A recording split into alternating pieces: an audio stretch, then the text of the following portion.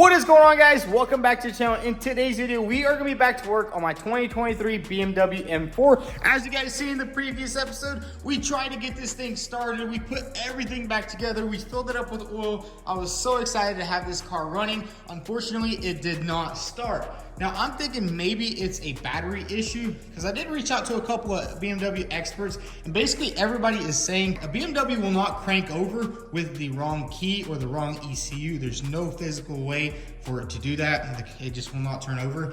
And when I was trying to start it with this ECU, it was not starting at all. It would not crank. It just said key wrong. With this ECU, it actually cranks over. So that kind of means that that is the right ECU. Now, I did find the previous owner on Instagram of this car. He's a super awesome guy. I know I kind of said that. I don't know why he took the ECU, but it turns out he did not take the ECU. All he took was his vTuned, which is understandable because the insurance does not pay you out for like aftermarket mods. So he took that off and that was it. He said he left the ECU in the car, but I'm thinking the only thing he did leave was he left these bolts right here kind of loose because I guess he just didn't have time to screw them on or anything like that. And basically he left the ECU in there. He's actually sending me the original airbox from the car and 2 keys for it, which is super awesome of him to do. And basically I found out that the guy who sold me these 2 ECUs right here, he's basically another guy that works at BMW, but he's in a WhatsApp group or a Telegram group where somebody else posted this car right here in that group saying they have parts for it. Reached out to that guy, bought these 2 ECUs, and he told me that, you know, he's had parts stolen off cars at COPART before, and he wanted to help me out, and he shipped me those ECUs for $1,000 for 2 of them, which isn't a bad deal because this one alone is about $800 on eBay. So, I mean, technically they're worth about $1,600.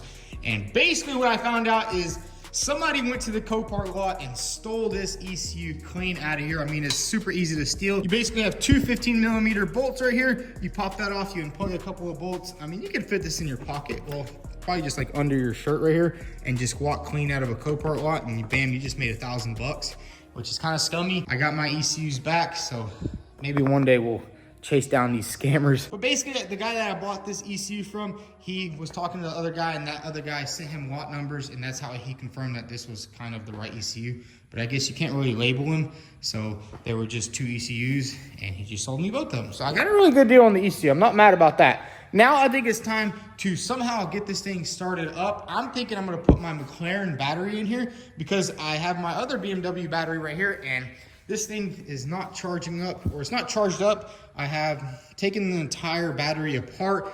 I actually got some advice from a YouTube channel called Salvage Rebuilds UK, and they basically told me that there is some like chips right here. There's one on that side and one on that side, and the terminals actually screw onto here. So whenever you go to charge it, it basically doesn't let you because this is like a giant switch right here. So you have to charge the batteries alone. That's why I got these 2 wires hooked up right here, positive and negative, and it supposedly is taking a charge. So basically if we put this tester on right here, we have power, but if you put it to here, there is no power because this is a giant switch. It's kind of like a safety cutoff, because if you ever watched a video of a lithium-ion battery exploding, it is pretty crazy. But if we go from the negative terminal to the positive terminal like this, we also have power. So the battery is good. We are just gonna have to leave this battery on the tender probably all day. I was kind of scared of leaving it overnight because, I mean, you never know, this thing could explode and just burn the whole shop down. Because, I mean, that is some crazy technology packed into a battery. It's not your average lead acid battery. But what I think I'm gonna do is grab the battery out of the McLaren. It does have a lithium-ion battery also. Grab that battery, put it in there, and kind of cycle the car through a couple of times. Maybe turn it on, turn it off, turn it on, turn it off. Because I couldn't do it with the jumper box. It only works for like 10 seconds, so you start the car and it turns off. It's kind of like a fail-safe. It's a really smart jumper box. So I think if we have continuous power to the car, we can turn it on, turn it off, do a couple reset procedures, and then try to start it. So let's go ahead and pull the McLaren in here and take the battery out.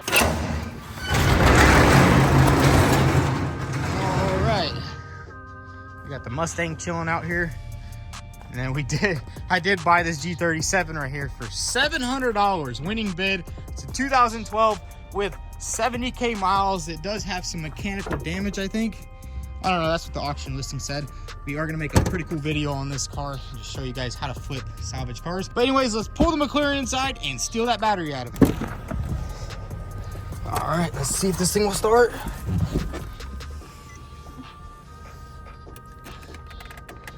There we go. Hey, it still runs.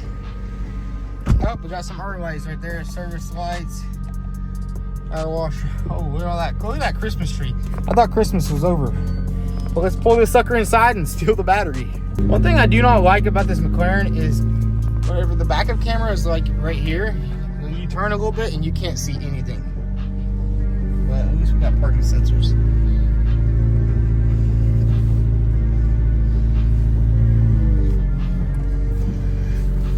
So check this out. I've actually driven in this car for 168 hours. I put 4,200 miles on this car since rebuilding it. And I gotta say, everything has been fine with it. There's no like big issues with it or anything like that. I mean, the only issue is check engine light, which it turns off sometimes. Most of the time it's on. But let's go ahead and pop this trunk and get this battery out of here.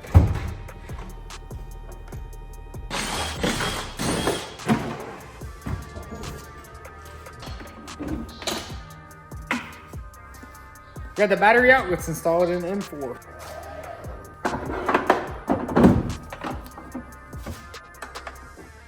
All right, so we got the battery installed in the car, and some people were asking about this pyro fuse right here, and it basically explodes right here.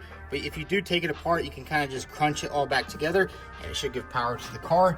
And obviously we do have a new one on order. But anyways, let's go ahead and hop in the car. We'll cycle the ignition a couple of times and see what happens. All right, we got our key right here. Let's see. Vehicle key missing. See, whenever I put it up to the thing, it says press brake, ready to go. Remote detected. Let's give it a crank. And let's go! Check that out right there. It actually runs. Dude, that is nice.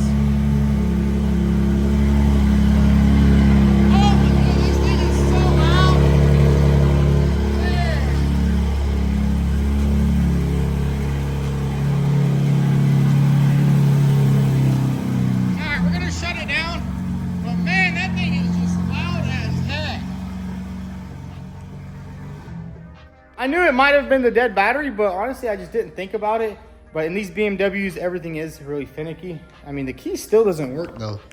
You see, I don't know if this key is broken or whatnot, but it won't like unlock it. It won't do anything. See if that doesn't work. It won't lock and unlock the car, which I don't know, maybe this key is broken. Maybe it was in his pocket and he just slammed it or something, but we're getting 2 keys in. But dude, this thing is so freaking loud, and that is probably due to the downpipes and the mid pipe. It doesn't have the full exhaust all the way back, but I gotta say, it sounds absolutely incredible. But man, I'm so excited it moves the build along so far, because I mean, the dealer wanted $1,800 for this ECU, plus wait like 3 weeks because you have to get it from Germany, and they basically pre-program it over there, ship it over here. But man, runs good. It doesn't make any weird noises or anything like that. I don't really want to keep it running for now. I just want to double check everything, make sure nothing's leaking, and make sure we have the right amount of oil in there. And then obviously once we get our intakes, we can put them all on, because right now it's kind of just sucking in the atmosphere. And that could be a little bit dangerous for the car. But man, I gotta say, that worked out crazy. I did not expect those ECUs to work. I was kind of worried about them the whole time.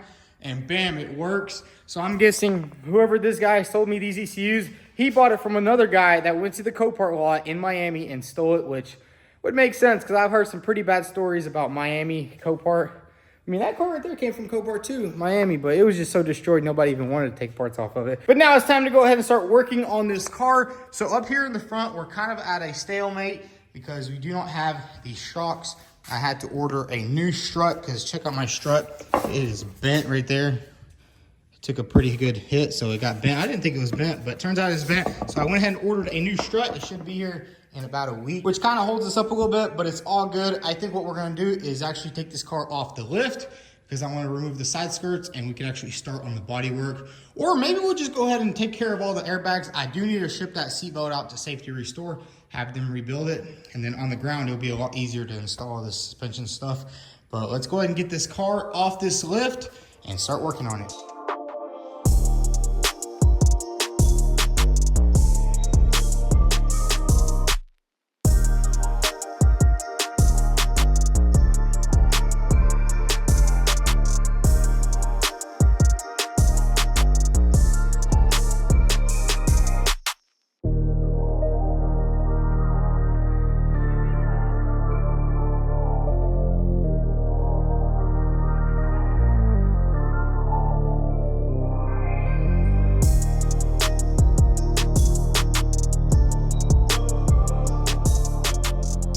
on the ground. Now it's time to go ahead and swap out all these airbags. And honestly, I just hate looking at blown airbags like this right here. It's just so unsatisfying to look at. I love when there's a brand new fresh airbag in there, and that is why we picked up some airbags from the dealer. These things were pretty expensive, but gotta say they look freaking awesome all packaged up. So this is the driver knee airbag, that's the driver wheel airbag, and then that's the right side roof airbag, I think.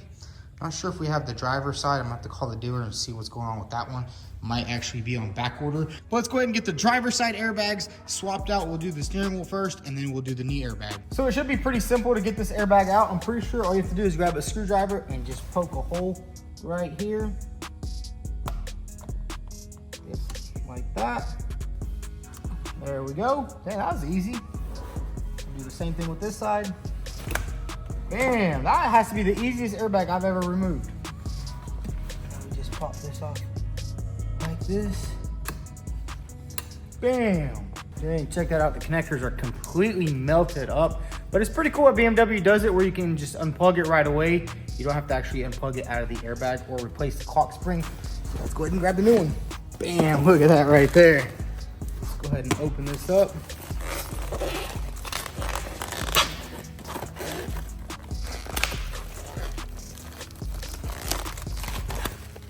Man, that right there is a beautiful looking airbag. Just plug this up.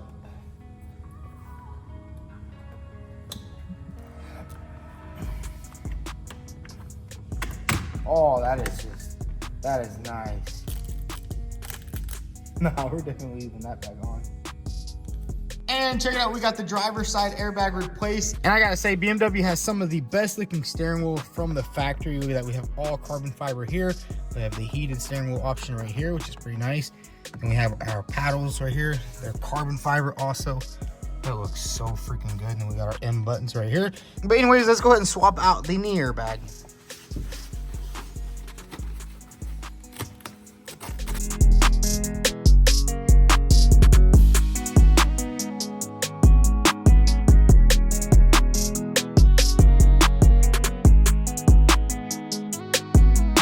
Both driver airbags replaced. Unfortunately, I got off the phone with the dealer and it turns out this driver roof airbag is actually on back order.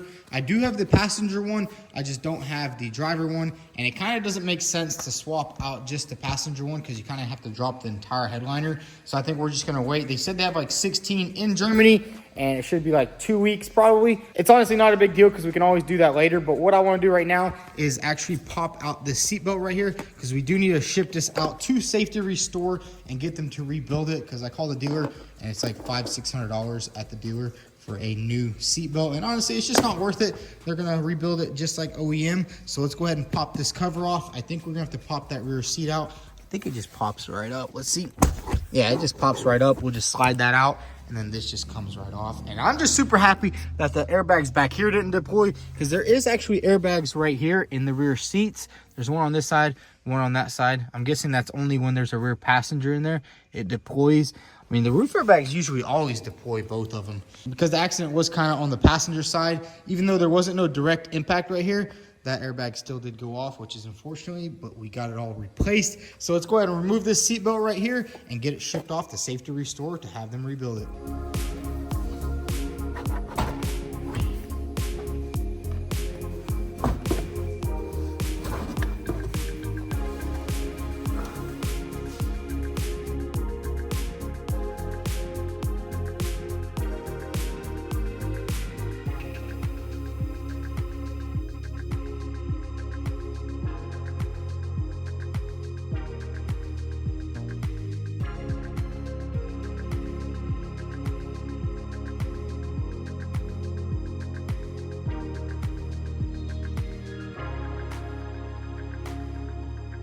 So check it out, we got 2 seatbelts out of this car, and it turns out the rear driver seatbelt was also blown. I didn't notice it until I got this one off and I looked back and I was like, huh, that one looks weird. So I tugged on it and it is bad. You can actually hear it shaking inside. I don't know what's going on.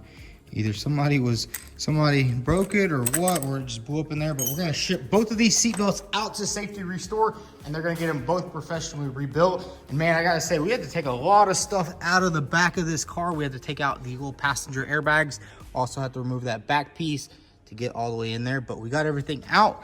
So now let's continue on to the next thing. So now that we got everything taken care of inside, now all we have to do is wait for those airbags to come back. And I was kind of looking at the front of the car, and we are leaking a bit of coolant. And I noticed this right here, this radiator tube is a little bit leaking.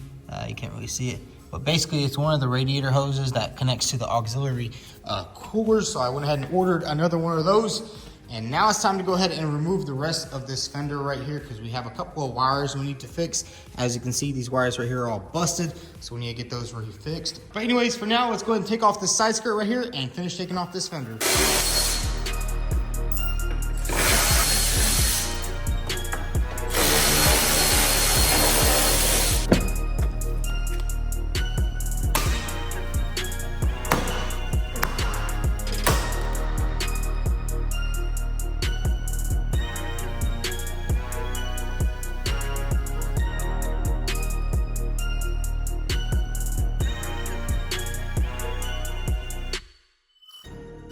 So check it out, we got the side skirt off, and I gotta say the damage doesn't look too bad under here. All it did was basically the wheel kind of pushed all this in, and I am gonna need to just pull all that out and straighten it out.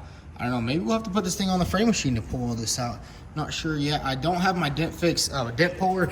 My brother is actually using it over at the other shop. But while we were taking all this stuff out, check this out right here. We actually got a package in the mail. Now this right here is a original BMW charger. It's for lithium ion batteries, or I think it can actually do normal batteries and lithium ion. And we put it on the charger, and it's actually charging up. It basically starts right here and it goes to 1, 2, 3, 4, 5. And usually if it doesn't want to charge, it will turn red right there. And not only did we get the battery charged up, we did also get a new battery cable right here. So as you can see, it has the little airbag system right there. So we're gonna go ahead and install this, and I wanna see if this battery is gonna be good. Is it gonna hold a charge? Is it gonna be able to start the car? So I'm kinda excited about that. And then we can obviously just leave this tender on all the time, just keep this battery fully charged, so that once this car is ready to go, we'll never have any issues with the battery. But anyways, let's go ahead and reassemble this battery. So right here, I'll stick the plug.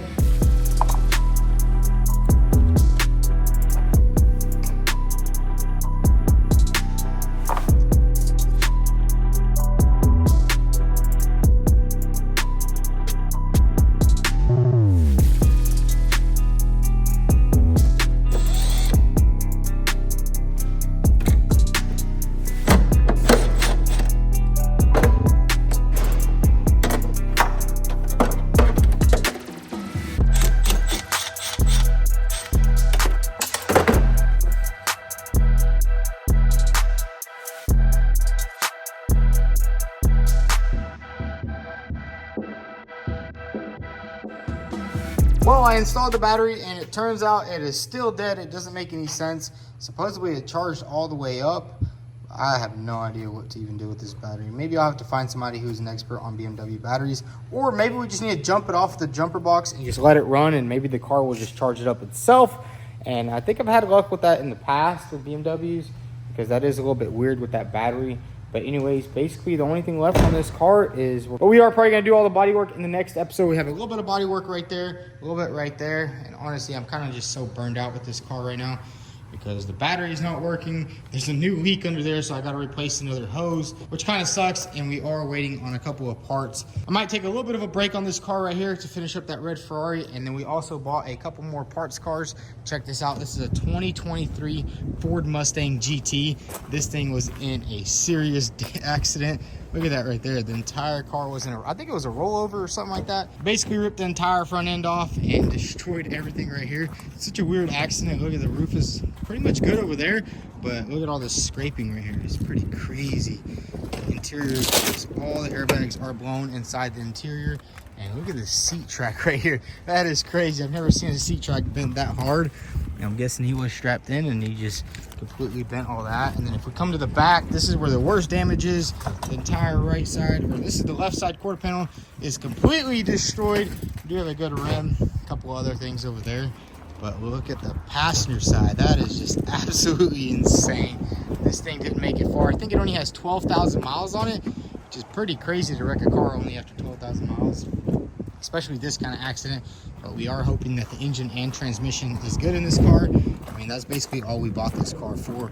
We didn't really buy it for anything else, but look at that right there. We got a whole Coyote with an automatic transmission, which is pretty nice. We are currently waiting on another 2023 Mustang, so we bought 2 of them. This one is the little bit better one. The one that's coming in right now is absolutely destroyed. I can't wait to show you guys that one. We also got another little truck right there for parts. So we are doing pretty good on the parts business. You know, it's turning out pretty good.